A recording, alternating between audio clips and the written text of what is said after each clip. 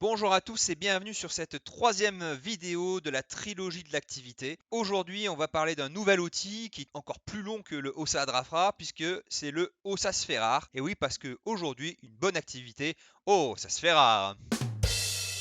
Au-delà de ce petit jeu de mots, on va continuer sur ce dernier outil pour vous le présenter immédiatement. Alors, on va commencer avec le O de objectif. Encore une fois, on revient sur ce terme qui est important puisqu'il définit ce que l'on souhaite atteindre à travers l'activité qu'on met en place. Comme on l'a vu dans l'Osadrafra, pensez qu'il est important de vérifier que c'est bien en lien avec votre projet d'animation et que du coup cet objectif, souvent au niveau de l'activité, est très fonctionnel et qu'il est très concret. Ensuite, on continue avec la sensibilisation. Par quels moyens va-t-on susciter chez les enfants l'envie de participer? Comme on l'a vu dans l'Ossa Adrafra, là c'est exactement la même chose. Comment je donne envie aux enfants de venir sur l'activité que je leur propose? Est-ce que je leur envoie une invitation? Est-ce qu'il y a un personnage imaginaire qui vient les voir et qui les invite? Est-ce que je passe une vidéo, une bande son audio sur la radio? Est-ce que je leur fais une invitation personnelle ou que je leur mets une affiche à disposition? Là, c'est à vous de réfléchir comment je leur donne envie de venir participer. On continue avec l'accueil. Comme pour l'Ossa Adrafra, vous voyez, il y a des choses qui sont similaires. On va se retrouver sur qu'est-ce qu'on fait au moment de l'accueil. Comment on accueille les enfants sur l'activité, comment on les fait rentrer dans l'imaginaire s'il y en a un, comment on aménage l'espace de l'activité, le rôle de chacun à ce moment-là. On enchaîne avec le S pour la sécurité. Là, c'est très simple. Est-ce que le lieu de l'animation est sécurisé? Est-ce que si on fait des déplacements, ils sont sécurisés? Est-ce que l'endroit où se déroule le jeu en extérieur est sécurisé? D'accord? On fait attention à ne pas mettre en place une activité, un jeu extérieur, sur un terrain qui lui-même est dangereux pour les enfants. On continue avec le E de équipe. Lors d'un jeu, on peut faire des équipes, surtout si c'est un jeu en opposition, mais ça peut être aussi un jeu en opposition qui se termine en jeu coopération. C'est donc important de penser à comment on fait les équipes, de quelle manière vous les constituez, est-ce qu'elles sont faites au hasard, est-ce que vous les avez préparées avant, est-ce qu'ils tirent un papier au sort avec une couleur dessus et se mettent par couleur, est-ce que c'est un chiffre, est-ce que c'est sur l'invitation que vous leur avez donnée qu'il y a inscrit le nom de l'équipe à laquelle ils font partie. Donc là, c'est vraiment à vous de voir comment vous mettez tout ça en place. On continue avec le premier F de fil conducteur.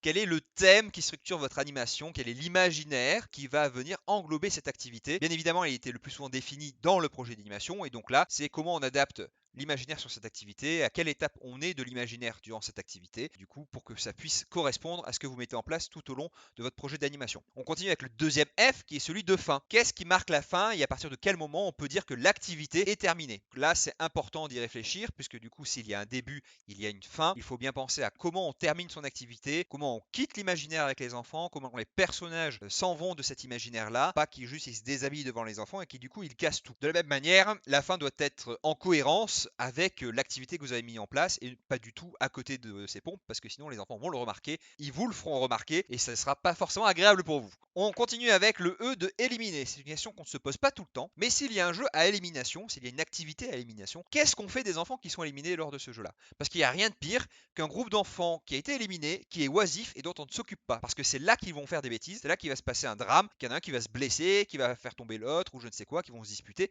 Alors c'est pas forcément tout le temps le cas, on est d'accord, il y en a qui peuvent jouer tranquillement de leur côté, mais des enfants qui sont laissés à eux seuls pendant que les autres jouent et qui du coup sont blasés parce qu'ils sont fait éliminer et qui sont en attente de pouvoir rejouer, mais qu'on leur propose rien, ça peut être vraiment quelque chose d'embêtant pour eux et pour vous. Sans compter que si le jeu vient à durer, eh bien qu'est-ce qu'on se fait chier en attendant que les autres finissent quoi. Et je pense que vous l'avez sûrement déjà vécu. Donc qu'est-ce qu'on fait des éliminés? C'est une question importante à se poser en cas de jeu d'élimination. On continue avec le R de règles. Pendant votre préparation, est-ce que les règles ont bien été clairement posées et définies pour que votre jeu fonctionne bien, ronronne comme il faut et qu'on ne puisse pas vous piéger sur certains points de règles? Ça m'est déjà arrivé de dire ah, t'as pas énoncé cette règle, c'est donc pas interdit. Même si ça peut paraître évident. Mais ce qui peut paraître évident mais qui n'est pas énoncé, du coup peut être détourné. Et alors ça peut devenir une espèce de tricherie, ça peut amener de la frustration et du coup les enfants vont dire oh mais t'as triché. Bah non, pas triché, ça n'a pas été dit. Donc comme ça n'a pas été dit, je considère que c'est possible. Voilà, donc pensez bien à énumérer toutes les règles qui vous semblent importantes pour éviter qu'il y ait des enfants qui les utilisent, qui les exploitent et qui du coup fassent en sorte que l'activité ne se passe pas comme vous l'attendiez. On continue avec le second R qui est celui du rythme. Quelle est la forme de la courbe de l'activité, hein? Souvenez-vous bien, la courbe d'intensité pour bien penser à ce qu'on démarre l'activité, qu'on va rentrer dans quelque chose qui peut être assez péchu et du coup comment on fait redescendre le groupe d'enfants en termes d'énergie pour que celui-ci soit prêt à passer à l'activité suivante ou puisse, si c'est en fin de journée, les rendre aux parents sans qu'ils soient surexcités. Pensez bien au rythme de l'activité, comment on maintient l'intérêt tout le long, mais aussi comment on fait en sorte que le jeu ramène les enfants dans un état qui soit moins excité et qui leur permette de passer aux autres activités tranquillement. On passe au A d'animation. Quel est le rôle du meneur de jeu, celui des autres animateurs? Qui fait quoi durant cette activité? Quel est aussi le rôle des enfants? Est-ce que les animateurs les laissent en autonomie? Est-ce que les enfants se déplacent tout seuls d'un stand à un autre? Ou alors est-ce qu'on les accompagne? Là, c'est vraiment comment on anime cette activité. On finit avec le R de rangement. Qui range? À quel moment? Est-ce que c'est les enfants ou les animateurs? Tout dépend si vous êtes dans un imaginaire où vous les avez fait rentrer. Vous n'allez pas leur faire décrocher l'imaginaire alors que vous êtes encore dedans. Ça va être plutôt les animateurs. Mais par contre, si vous êtes sur une activité sportive, manuelle ou autre, les personnages peuvent demander à la fin, bah tiens, la dernière équipe qui passe, vous m'aidez à ranger. Ça peut tout à fait s'imaginer.